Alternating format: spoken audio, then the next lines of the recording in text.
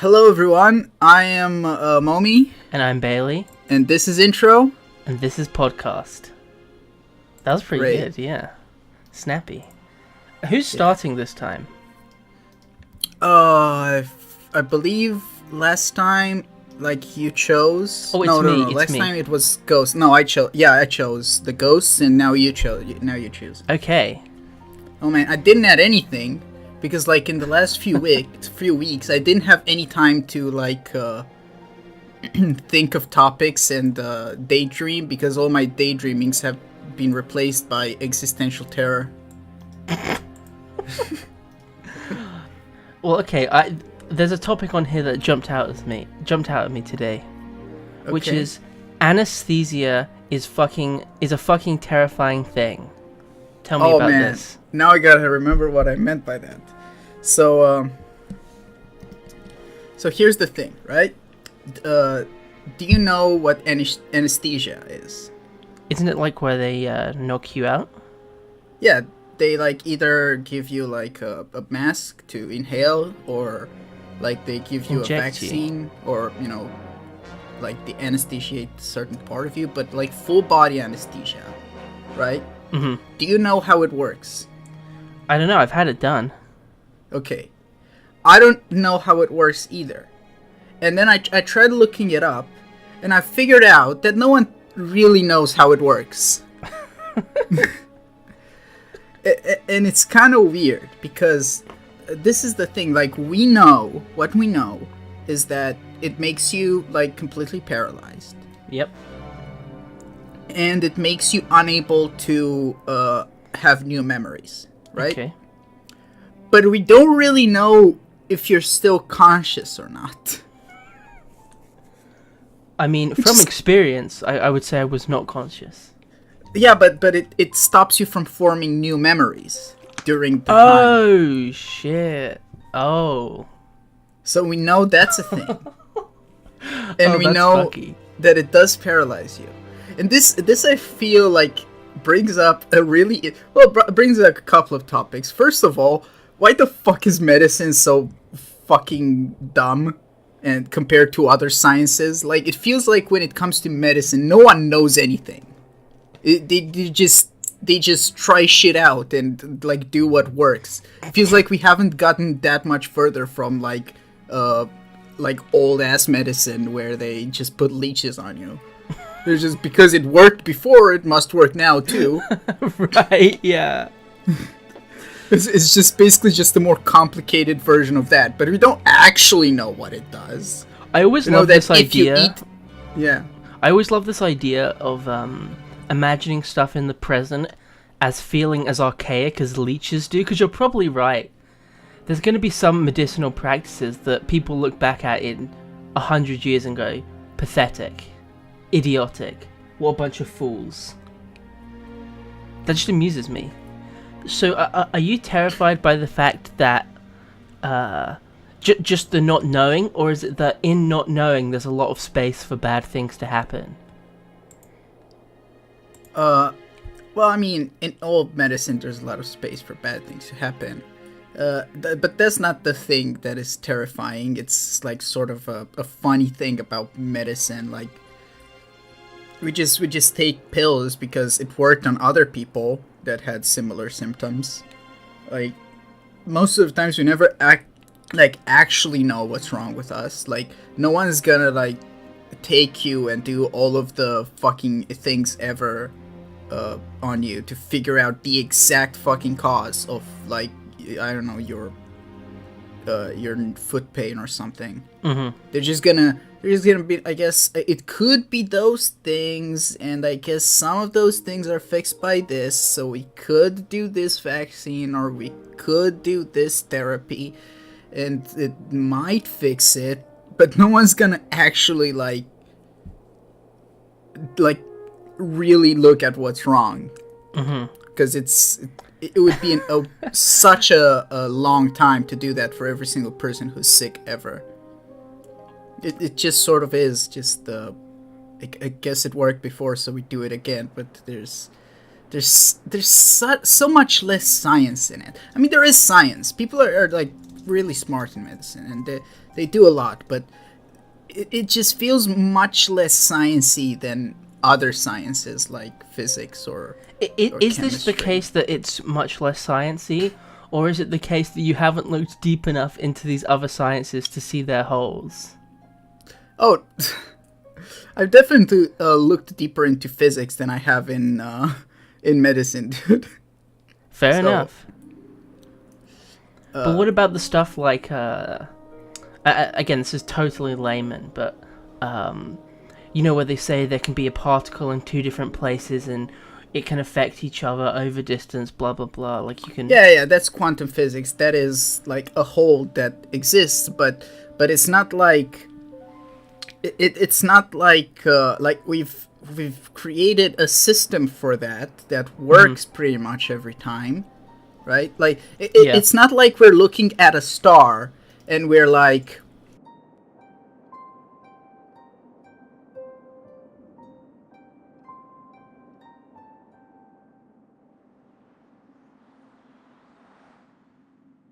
where were we? So we were just talking about physics and the like atoms in different places thing, and why that's different. Well, the difference is that like we don't look at like a particle and like think it like. I mean, it kind of is similar, but that's just like in a very specific part of physics at a specific level. And even then, like, people are trying, like, that is recognized as one of the biggest failures of physics, right? Like, people hate that. Like, Einstein hated that. He wanted to disprove that that was even a thing, right? Because it just so broke physics, because we just don't understand how things can just be random, right? Right. So, and I guess it's kind of deep cut stuff. Like for a plebeian, it's not going to come up very often, but medicine is frequent. Yeah. So, something so simple that you would think would be simple, like anesthesia. You'd expect for it to, like, people to know what it does, but I guess not, because human brains are complicated. Yeah. We are very complicated. Like, would you consider a person in, like, under anesthesia as being unconscious? Because I do wonder if... So, like, a person who has locked-in syndrome, right? Who cannot move their body, can't do anything.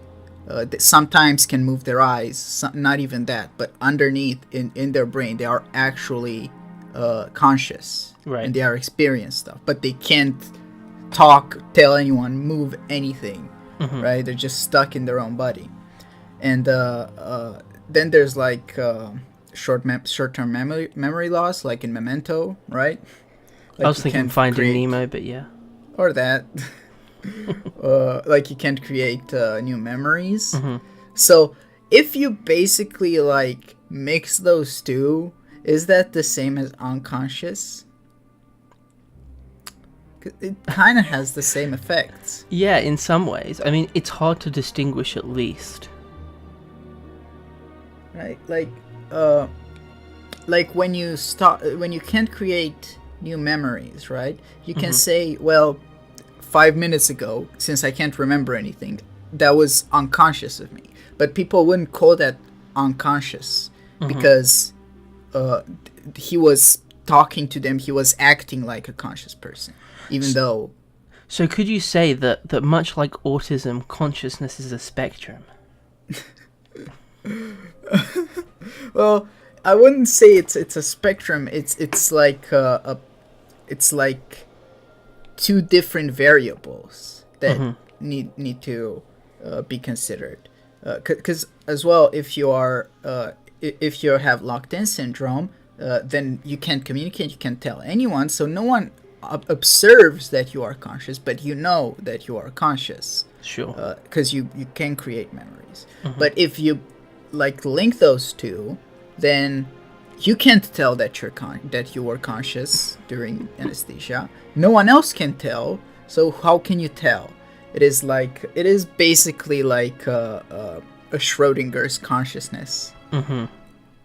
Since we were just talking about that, and that's kind of like how consciousness like really works for us practically, without getting into philosophy. Mm-hmm. Is just that there's the part that you can observe, like if someone or something acts out a bunch of the correct characteristics that remind you of your consciousness, then you assume that person has consciousness as well. Sure. Though you can't actually go inside their head and tell. Yep. And that person, you have the internal one, which you know that you have consciousness.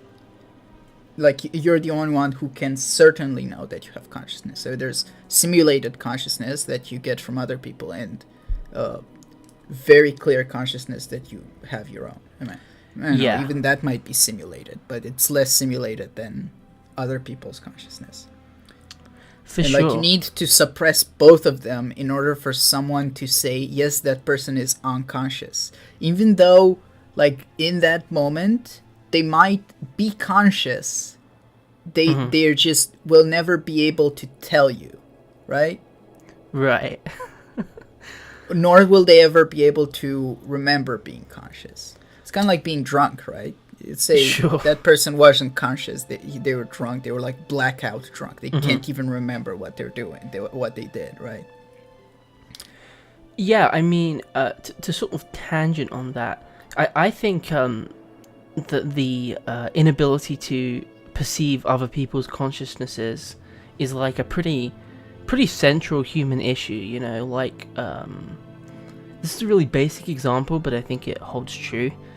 Like people in restaurants who are really rude to the waiters, it's like they've lost their capacity to extend their consciousness into other people or to project it into other people, because it doesn't feel that way, especially when you have a kind of capitalistic relationship where you ask them to do something and they do it for you. I think that's interesting. I think that's a big problem for people. Yeah, I guess, like, if in your example of people being rude to waiters at a restaurant, it's not really that they can't realize that that person has a consciousness. It's that they just lost their empathy. Yeah, but they are ignoring that person has a consciousness. They're trying to forget it in some sense. Yeah, they're acting kind of like that person is like a tool. Yeah. And really, I can't even blame them, because I act like people are tools. It's just that I know that I need to be nice to them for them to be useful tools. Jeez. Yeah, we've had this conversation at some point. Yeah. I think that's a bigger topic for a separate one. Yeah, let's move on. Let's see what you have. Oh. Mm-hmm.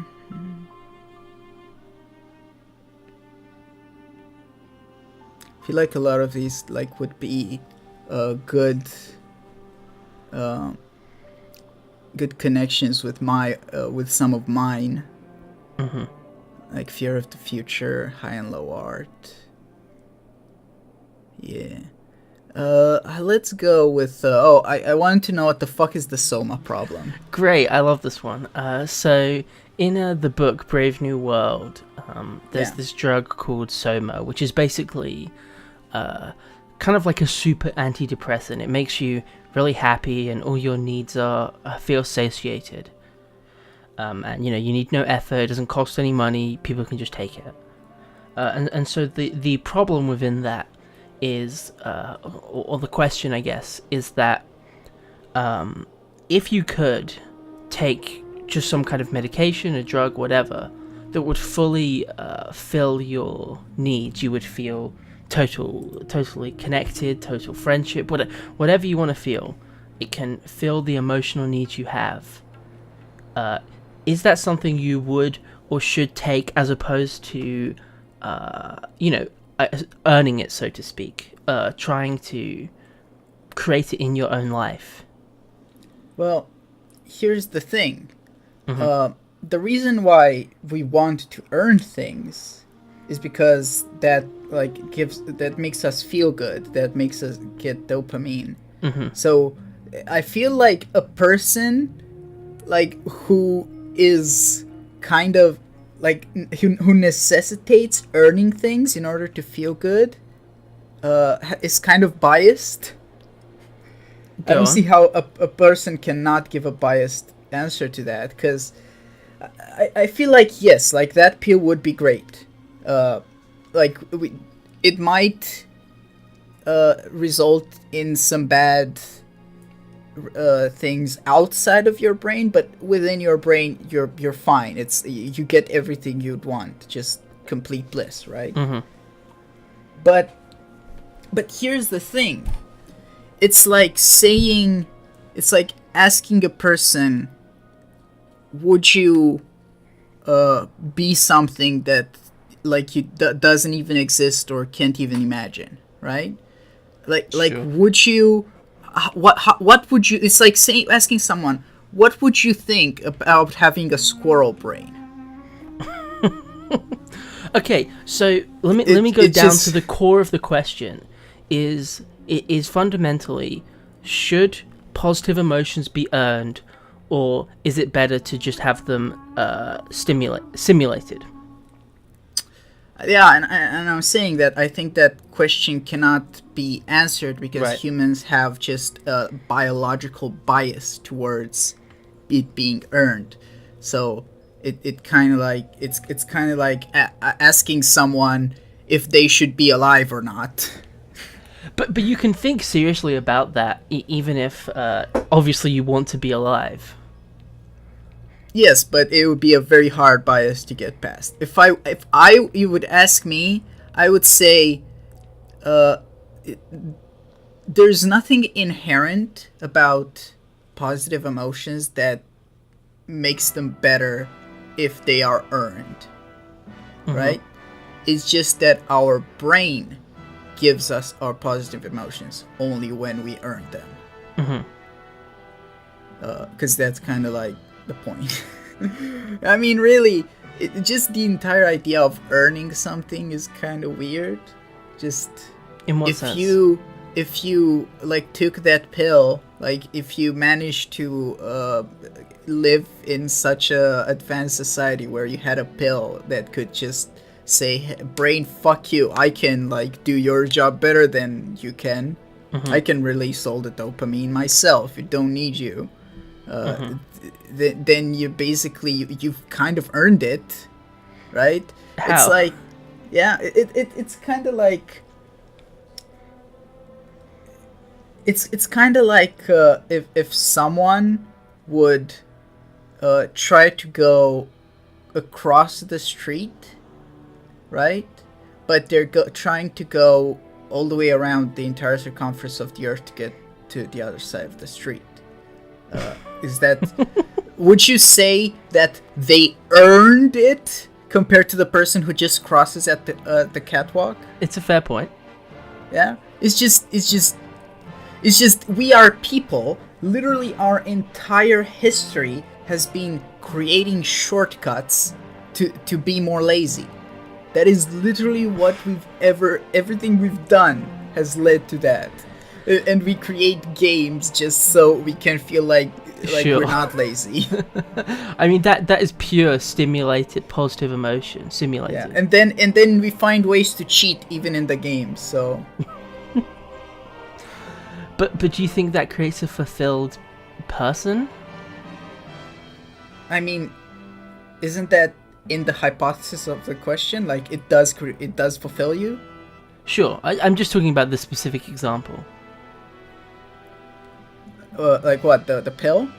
No, in modernity we have lots of shortcuts to things that but is the goal to ultimately create shortcuts until we don't have to do anything? Because I don't think obviously we're not made to do nothing. I think people would just go crazy if, say there was a universal basic income and all our needs were satiated, I think people would kind of lose it. So, you say we're not made to do nothing, but we're also not made to not be eaten by bears. Well, we're made to try not to be eaten by bears. We're also apparently made to try to do nothing. Well, Because but the question is if those shortcuts are to achieve more things or to eventually achieve nothing. Right? Is there a point of stagnation where you go, we've done everything we need to do, and now human beings can live in paradise and fuck around? And Look, like, when only... I say we're not made to do something, I don't mean it in the sense because we're made to say eat meat, we should eat meat. I'm saying that, we are made to be in a relationship, and people who aren't in relationships are generally less happy. To some extent, we are a slave to our design. Yeah, because we're not slaves to certain parts of the design of our design that we managed to find a workaround, but we're still slaves to the parts of the designs which we have not found a way to work around, like cancer. Right? Sure. We're still slaves to that. Or needing to breathe, or needing to eat, or Sure. stuff like that. If we can find a workaround, I think it doesn't make that workaround any worse than a workaround around being eaten by bears.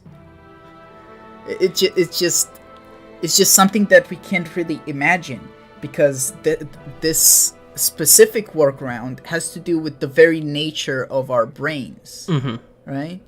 So it's hard to even like your brain itself is telling you this is wrong, because that's how it works. Sure. Right? So you can't really think objectively about this. Well, I mean, you can try to think objectively. Just because you have some bias doesn't mean you can't think around it, right? The fact that you're recognizing it enough to mention it suggests that you have some ability to think at least around it, if not without it. Yeah. Of course, we have to consider the perspective, but you can still project outside of that. But there's a certain irrationality wall in your way that is like really hard to get across. So I don't know. I think it is fine if we do nothing. If we can manage to get rid of that part of our brain that like tells us to do things. Is it bad for us? Well, this comes to like, what is bad? Sure. Is life good? Is life inherently good? I don't know. Would it be bad if we got a pill to remove that part of our brain that tells us that we want to live, and then we all kill ourselves? Is it bad? I mean, like all it does is just keeps us alive, so we can be that part of the brain slave for our entire lives, because we all we do is what it tells us to do. I guess so. But is that... Well, I mean, is that a good thing? I don't know. I don't know if it's a good thing. I am on the opinion that life is probably bad. And that if everyone killed themselves, that is probably better. For whom? For what? With very big probablys. Just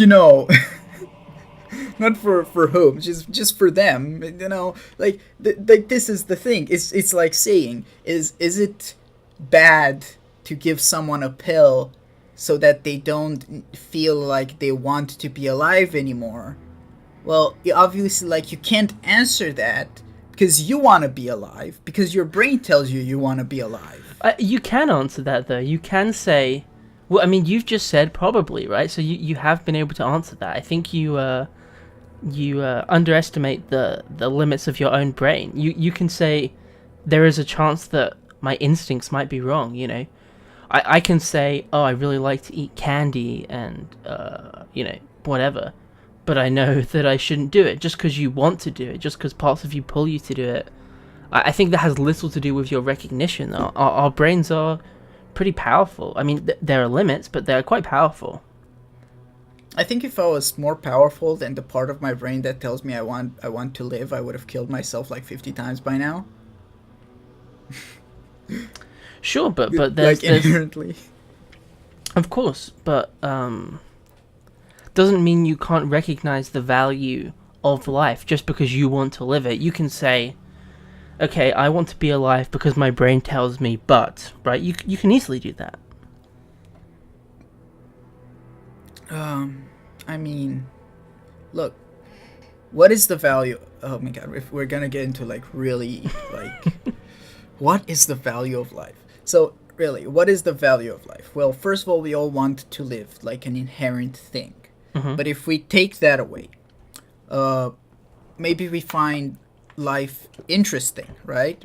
But the only reason why we find life interesting is because we get it. If we do things or find out things that are interesting, we get dopamine and epinephrine. Mm-hmm. So that's still like a part of our brain telling us that life is good, Mm-hmm. right? So let's remove that. So if the answer is not because it is, right, and the answer is not because we find things interesting, is it emotions? That's still an unconscious part of our brain that is telling us that it is controlling us. So I agree that we are controlled by many forces, but I don't think that makes us incapable of thinking outside of them, if not enacting outside of them. If we were outside any sort of those instincts, I don't think there would be any value to life. But we are outside those instincts to an extent, right? Yeah, but you might be able to go outside one or maybe two, but I don't think you can like go against the entirety of everything in your body telling you to not do something. No, I don't think you can go against it in action. But I think at least in thought you can consider it, you can think around it, you can say, my body wants me to do this. And you know, we have a relatively complex explanations for why our bodies are pushed towards these things. So, you know, we have we can't act outside of them and we can't think from outside of them. But we can still think around them, I think, because the fact we can have this conversation, the fact you can speculate on whether or not life is good despite, you know, a huge part of your brain telling you living is good, I want to live. We can clearly think around them, at least. Don't you think? Okay, what I think is that in order to find life, like any sort of beauty in life, we need to accept ourselves as slaves of mechanisms in our brain that, like their entire role is to make us want to find, or either make us want or like make us feel good if we find beauty in life, or you know, their entire point is to make us like sense that beauty in life, right? But we're slaves to these mechanisms. If we go outside of these mechanisms, then maybe we're free, but like there's nothing we can find anymore. Sure. No, right? I think in practice you can't live outside of these things, especially the dopaminergic stuff, because that's so constitutive in how we function and why we function. Yeah, I agree. Like even having this thought exercise, we do it because when we do it, we get some sort of dopamine in our brain because it's interesting. But it is more complicated than that. It is more complicated than that. I think a problem I find with the way you think of things is they kind of shrink into the boundaries. So there is limits on the conversations we can have because there's limits on how we perceive, how we can perceive, or how we can even imagine perception. You know, we're not we're debatably not creatures made to understand the world so much as survive. But there is a lot of space in that. You know, there's a lot of amazing things that have been done, like artwork, right? That you can contain a lot of stuff, a lot of value that can further things. You know, we. But how do you perceive those things as amazing? As amazing, who like what makes you perceive those things as amazing and not just as things, right? It's multiple things. There's a big part of it is dopaminergic, but there's also a big part of it that's intellectual, because you can recognize something that feels good but isn't. Like, I don't drink alcohol, but it feels good. I mean, like, you can recognize that it isn't good, but you feel good. It feels good. Yeah, but there's a separation between those, you know, that it's not so unidimensional as I'm a slave to the positive feelings. Yeah, but your brain still tells you that it feels good. And I'm saying it's the same thing with life. Like, if you... But I can choose not to do it, so there's another thing to it. There's more to it than just I'm a slave to that instinct. Yeah, but is there anything in life that... like, if you remove all of that, is there anything that has value and isn't just a thing? Because why do you, like, intellectually see alcohol as bad, Bailey? Because it... Firstly, for long-term effects. Secondly, because I think altering my consciousness in that way is not best for how I perceive the world, for understanding things, for taking in what happens to me in a way that I would desire to. Why not? Because it fuzzes my consciousness. It makes the edges blurrier. It makes my perception less precise, and I like to have precise perception.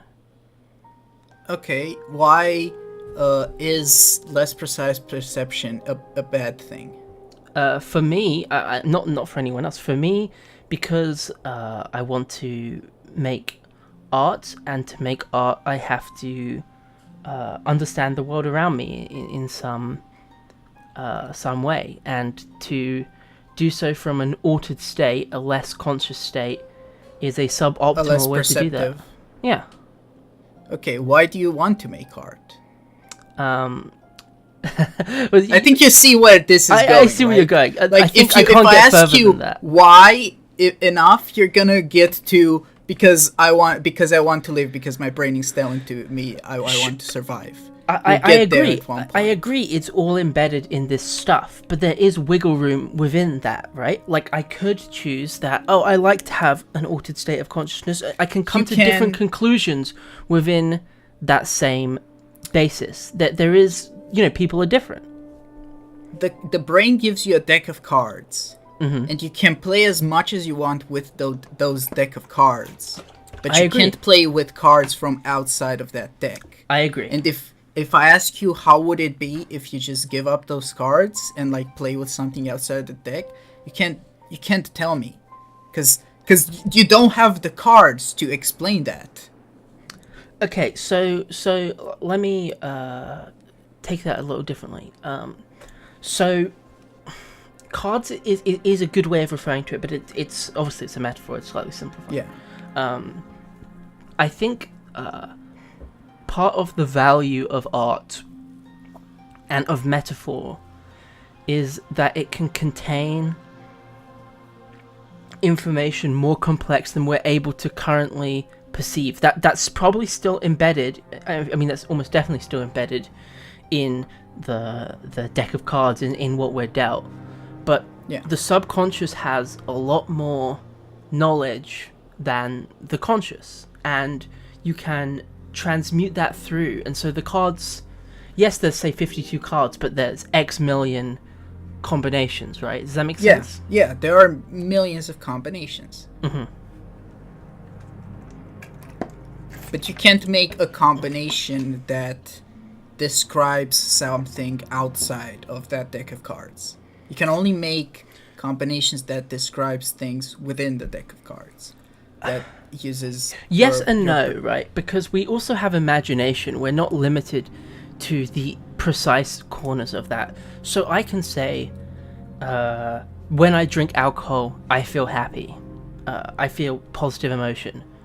And I can also say that that emotion is not earned in the same way that I get from working, from doing other things. So you abstract that out and you see how far you can go with it. And there is a limit to how far you can go, but I think you can at least speculate based on what you know. And a lot of what we do is speculate based on what we know, you know? You can only have, let's say with people, you can only have a certain amount of information about someone. But you also have to make a choice of whether or not to engage with them, right? There are people we both know who we choose not to engage with.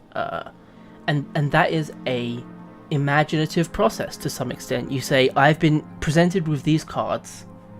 From these cards, I'll project a full deck or a different kind of card. So there's... I agree with you that we do have imagination. I just say, just imagination, where it comes from, is from your memories being rearranged in new ways. It is exactly just another card, just another more cards that you have, just arranging them in different ways. You can't but imagine something that has nothing to do with your memories. For sure. But I think unconsciousness is not totally, or not unconsciousness, the total satiation of basic needs is not completely outside of that. We can satiate our needs in an artificial way. Yes. So I don't think that's too much a projection. I mean, it is a projection, it is speculative. You know, the point of a lot of questions like this is that there isn't a real answer, is that you can just wade through them and see what comes up, because that's interesting and that's engaging. But there's still room to speculate. I don't think taking out that process is completely unimaginable. I think it is unimaginable to an extent, and we can't exactly know. But I think there's room to make that. We have enough information to at least imagine that space in between. Like, it would change our minds and our perception of the world so just violently that... But we can already do that to some extent in a smaller way. Yeah, but...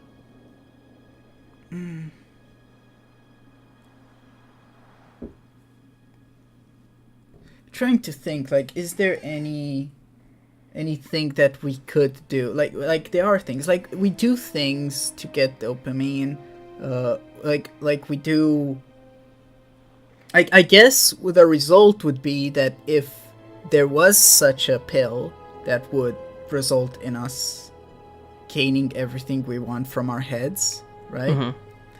Then the new meaning of life, the new reason of getting that's our new mode of getting dopamine. So everything we do we'll be trying to not necessarily achieve things, but get that pill, mm-hmm. right? It's just right now we're achieving things and doing things that are interesting and important because that was what gives us dopamine. But if achieving things and can you hear people in my background? No. Okay. If achieving things and doing interesting stuff can be replaced with a pill, mm-hmm. then just like that, instead of trying to achieve things and do stuff, you will try to get the pill again. But what happens when you get the pill? Or if it's easily available? If it's easily available, well, what do you mean easily available? How easily available? That's a good point. Let's say it's government provided for everyone. Does it just come to your door all the time? Yep, it appears. How would that work? It just appears, like no one brings it to you. I guess there's mechanism. A machine. a machine brings it to you. I guess so. I don't know. I guess that in that case you wouldn't really need to do anything. You just get what you want and that's it. Like since it's just like hunger. If For sure. If for example you lived in a palace, right? And you never, well, first of all, we already like need to work less for satiating our hunger. For sure. Right?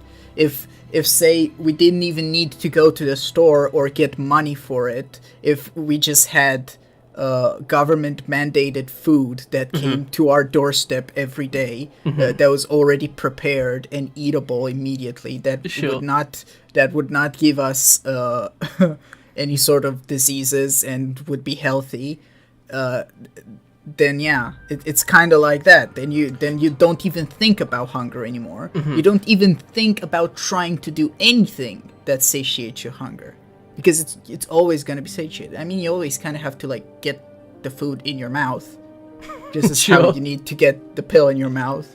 So I guess that's it.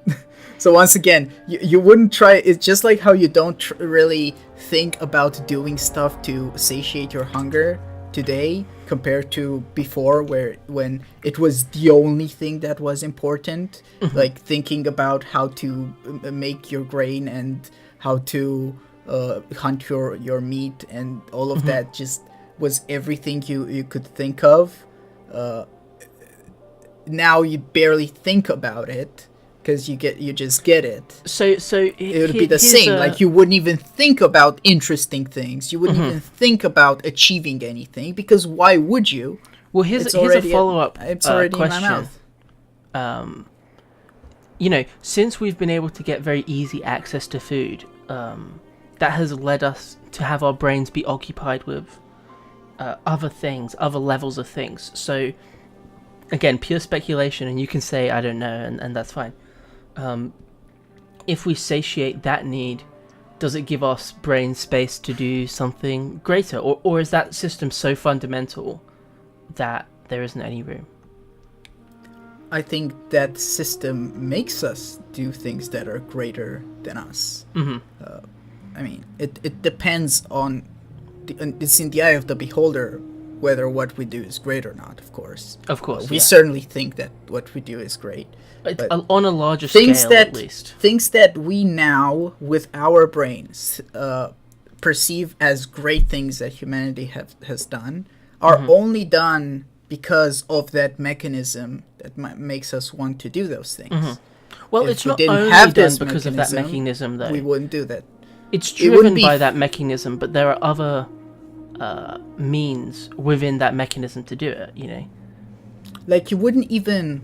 Like, I imagine you would, like, stop even thinking about anything else. Very like, probably. the only... Right? Because there's no point to it. What's the point of thinking interesting thoughts if you already, like, got the thing? Like the reason why you think interesting thoughts is to get the thing. Now you already got the thing, so why even bother? So would you say, let me try and wrap this up in a good question. Would you say that there is no way to perceive value or meaning outside of this system, therefore, give me a sec, therefore there's no reasonable way to make a value judgment on this issue? Yes. Fair enough. That's what I'm saying. I think that's that.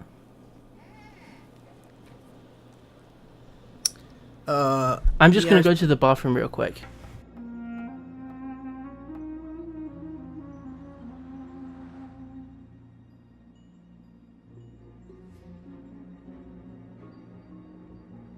Hey, I was gonna say before you went to the bathroom that we're already at like 53 minutes. We are, but that's with breaks. Yeah, that's with the breaks. So we can do something short for this last one. Is there any you think will be quick? Oh God, for me or my thing? Oh. Sure. Maybe the dating one. Okay, so the thing about like finding a partner, right, is is having to deal with like chaos, right? It's there's so many people, and not only are there so many people, some of them you might not want to have as a partner, but also there are so many things that need to happen in order for you and that person to like be a partner, to like get a partner, right? First of all, you need to meet that person. You need to have that person first of all be initially intrigued by you, right? End up talking to you. You need to have reasons to see that person again, because just one meeting is probably not going to do much. I mean, not for some crazy people it might, or some Disney characters. But sure. Usually it wouldn't mean much. You would need to have some sort of way to meet that person constantly, so that you would both get the mirror what the fuck was it called? Mirror exposure effect, right? Which is what makes people like each other. And like all of those things, right, need to be in a way that you two are compatible. So there's just so many variables there, right? For sure. And I actually think that what you're saying is why I think dating apps are probably not that effective. I don't know for sure, but my suspicion on at least Here's their the insufficiencies is that to some extent, let me just explain what I mean. It's a way to take that chaos and tighten it down into a easily digestible way. This is the information you need to know about this person to initiate. And I think in reducing it down to that, the problem is I think people don't necessarily know what they would prefer. What they think they would prefer and what they will actually prefer are quite different things. I don't know many people who have been dating who met this way. Most people I know met it's just that organically. Meeting organically, it's harder and more chaotic, right? Because because what do you do to meet organically? You must probably like do something together somewhere, or you must go to a place where people go to meet other people, like bars or clubs, right? Or not other things, but, gyms, beaches. Do people go to gyms, Timmy? I don't know. Maybe. I assume they do. I don't know. Don't ask me. Like why else would you go to the gym? To die less soon. Sure. Either way, it's just become so difficult that at least dating apps try to like make meeting a huge number of people easier, but it then makes it just as well as like at least Tinder, right? Tinder is especially bad because it basically doesn't even try to be a successful dating app. It just tries to be a game. It literally, that's what their motto is. Like, they don't actually want to be a good dating app. They're just trying to be a fun game where you can scroll through people's pictures and like say I think they're hot or not, right? And here's the thing: the problem with dating apps is that they are like inherently not trying to get you a meaningful partner. Because if you actually like fall in love through a dating app. Yes, I you see, don't I see come what back you're to the saying, yeah, dating app, right? Right? Interesting. It is. Yeah. Yeah, that's an Yeah, interesting like incentive dating structure. apps don't actually like. Here's the thing: there have been a couple of dating apps that tried to like legit get people together, and they have all like been unprofitable, been bought out, and been changed so that they are not like that anymore. That is Right? super interesting. I like that. And that is that is just the thing that just makes all dating apps bad. Just because like you are buying a thing to do a thing, but the interest of the one who sells it to you is that it does not want you to succeed. I never thought of that, to be honest. But there's a hope in me for dating apps, because here's the thing: Facebook is actually trying to make a dating app. This is the interesting thing. So, just like think of like the internet giants, like Google, right? Google is basically God, right? It like whenever you don't know something, like you no longer turn to God to explain it. You turn to Google, right? To Google. When you need to find meaning in your life. Yeah, sure. You don't turn to God. You turn to Google. I'm not sure about the meaning aspect, but it works for me. For me, it's Google Maps, but you know, it's different for everyone. Fair enough, man. Google just completely like that's their philosophy, is that just accaparate the entire human interest, human curiosity spectrum, right? Like if someone is curious about anything, if someone wants to know something, they go to Google. Facebook is like trying to not go for your brain but for your heart. Well, still go for your brain, but you know what I mean. Okay. They're trying to like appeal to your social self, right? And they're trying to make it like with Messenger, the new Facebook Messenger, and with the social games they have, with news you share, things that people do socially. Facebook's philosophy is accaparate all of that. Is that the right word? Am I using that? Incorporate all of that. Incorporate? Just take over everything that has to do with people being social. Facebook has to be the best in all of those things. And, well, the thing that they never tried is dating.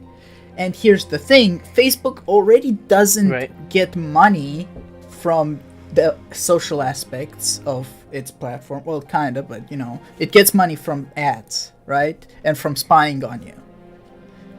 Yep. And that seems like such well, first of all, just imagine like a learning algorithm that like matches people across the world constantly on a Facebook dating app, and sees what works, sees what doesn't, and like creates some sort of math that can tell what people are the most compatible, like immediately through the data that Facebook spied on you for, right? So Facebook has the data because they spied on you. They have the motive because that would make them even bigger. That would make even. It's like I don't even give a shit about Facebook's actual Facebook page. The only reason why I use Facebook is for their messenger, because their messenger is linked with their Facebook, and everyone has a Facebook account. And they're all, the other useful thing is that you can literally just log in with Facebook on any site, so you don't have to remember a billion passwords and usernames, right? Or you know, type in any password username, just log in with Facebook, and like that's what Facebook does. It just, because everyone is on Facebook is why you have to use Facebook. Right? And if it offers a service Sure. that would be made better from the fact that everyone is on Facebook, like having a messenger that you can literally add anyone you can meet in the world on, because everyone has Facebook, Yep. or Sure. like having a Facebook login feature that every single site can use because they know everyone uses Facebook. Just like dating an dating app would be made better by everyone being on it, right? So I think Sure. that essentially, like, we have gotten to so much chaos in our lives and so little, like, I don't want to say little freedom, but little necessity to meet new people, right? Like chaos increased, necessity because there's more and more people all the time, especially like there's always more people around you than they were before, and the necessity to meet and like get to know those new people decreases. You only get to do that if you want, and you might be alone on that. The other people also need to want to do that. So, But I think there's a problem. Is that at the end of the day, Facebook wants you to stay on Facebook so it can advertise to you. And if it has incorporation, it can widen the spectrum on what it means to be on Facebook. But at the end of the day, I suspect being in a relationship means you end up on Facebook less. is that true? I don't know. I have a suspicion that might be true. Someone should look into it. I want data on that. I want to know what Facebook thinks about relationships. Are they good or are they bad? For business, I think that's interesting data to know. Because I know what Tinder thinks of relationships. They're bad for business. Yeah. Yeah. Yeah, I'm actually curious. But it's not... Like, Facebook does get money through ads, but it also gets money through spying on you, right? Sure. So... But again, if you're not on Facebook as much, there's less information, blah, blah, blah. Yeah, I guess. I don't know, man. I'm just saying. I'm just saying this is the best chance we can have to an actually. It's definitely better. An actually like effective dating strategy. That is not just rolling dice and wasting your time forever. Well, there you go. Yeah, that was all hail God Google and Goddess Facebook. Great. Alright, are we done? I think we're done. Okay, I was Mome. I was Bailey. This is outro. And this was podcast. Yes. I didn't even tell you to do it. Yeah.